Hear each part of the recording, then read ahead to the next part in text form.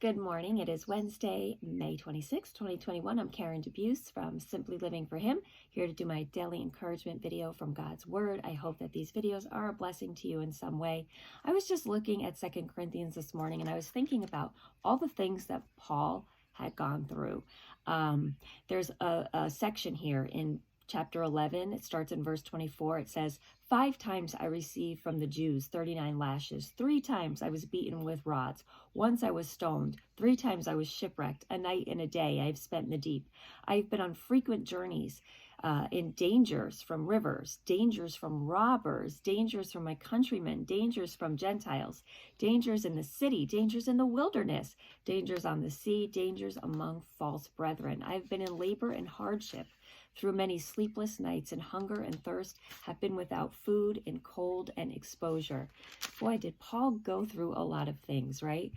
And I think it's so important to keep that in mind, because look who Paul became, or look who Paul was becoming. He's literally like our first and greatest missionary of all time, and yet those were the things that were happening to him.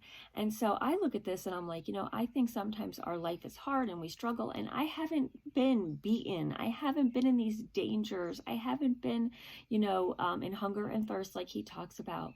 And yet Paul was on such fire for the Lord that none of these things stopped him. In fact, they probably propelled him even further. And so often there are things that are so much smaller in my life that I feel like hinder me. So if these things did not hinder Paul, but yet only furthered Paul, how could I let, things in my daily life hinder me from keeping my eyes on the Lord? I believe if these things were happening to me, I would want to give up. I would want to, quit. And, for Paul, look what he did. He wrote some of the greatest books in the Bible. And his message about the gospel still continues to this day. Like, look how God used someone like Paul. And not only was that his suffering as a believer, look who he was as an unbeliever, right? He was persecuting Christians. He was going from home to home, involved in persecution. He was standing there as Stephen was stoned. He did horrific things against Christians, then becomes a Christian.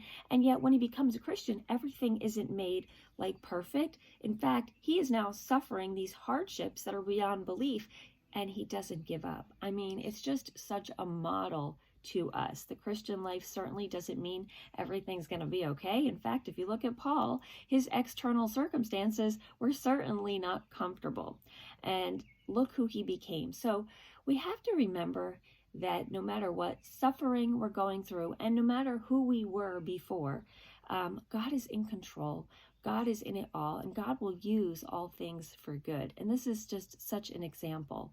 So often we think about the future. We spend a lot of time in the future, what's going to happen, and we try to control the future. And I can't even imagine that Paul, first of all, before he was a Christian, and then now in all this hardship, could ever imagined all the ways that God would use him. But yet that wasn't his concern. He wasn't concerned with what is God going to do in the future? He was just concerned with what God was doing right then, and he was just following God wherever he took him. And so I hope that would encourage you today, no matter what your circumstances are.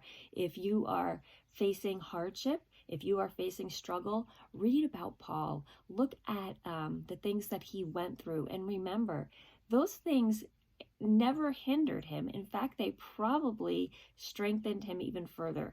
The Christian life does not compare to the world. The world would think that, why would you go through these things? But when you are following God, you don't look at things in that logical perspective. You follow God wherever he takes you, and you trust God. And just knowing now what we can look back and see how Paul's message and his books of the Bible have become amazing, and how God has used him. God used his circumstances even when they were not ideal in the worldly sense, but they were certainly